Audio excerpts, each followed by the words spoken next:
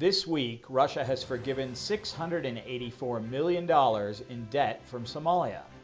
The deal was inked in St. Petersburg by Russia's Deputy Finance Minister Timur Maximov. Somalia's new finance minister, Bihi Imam Ege, was also in attendance. This is positive news, as the shakeup in the important economic ministry has not slowed down Somalia's impressive strides in achieving debt relief. Russia is currently holding a summit with African leaders. With the war in Ukraine putting diplomatic pressure on Moscow, only 17 African heads of state are attending. The last summit saw 45 come to Russia. The global food and hunger crisis.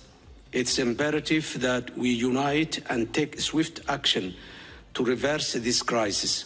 Somalia President Hassan Sheikh Mohamud has been attending a United Nations food summit in Italy. He will not be making the trip to Russia. Neither will Prime Minister Hamza Barre, who has been in Dar es Salaam for a conference on maximizing Africa's human capital. Extremist groups such as Shabab significantly contribute to the landing efforts in Somalia. Russian leader Vladimir Putin has recently scuttled the grain deal that he had made with Ukraine and the UN. Putin is saying that Russia has had a bumper crop this year and he can distribute grain, some of it for free, to African nations. Somalia could benefit greatly from this.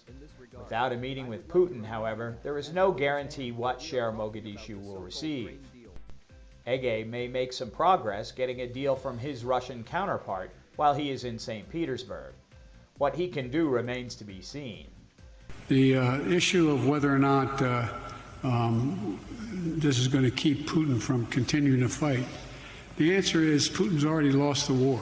But the Somali government is being careful in its diplomacy for good reason.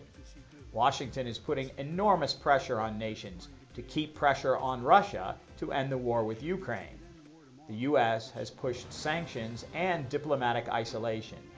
The Americans have made huge contributions to Somalia to help with drought relief. The U.S. military has also conducted many drone strikes against al-Shabaab, supporting Somali forces. Keeping on Washington's good side seems to be a strong strategic move. The UN has issued an arrest warrant for Putin, making countries reluctant to host the Russian president. BRICS has become a model multilateral institution of equal partners. South Africa won't be seeing him when it hosts the upcoming BRICS summit. African nations, as well as Somalia, are having to play a tricky diplomatic game. Keep up with relations, perhaps get grain, but perhaps hurt relationships with the US and Europe. Or keep Russia at arm's length and risk food insecurity. So far, Somalia's middle ground approach appears to be working. ADN TV will continue to report on diplomatic developments affecting Africans across the globe.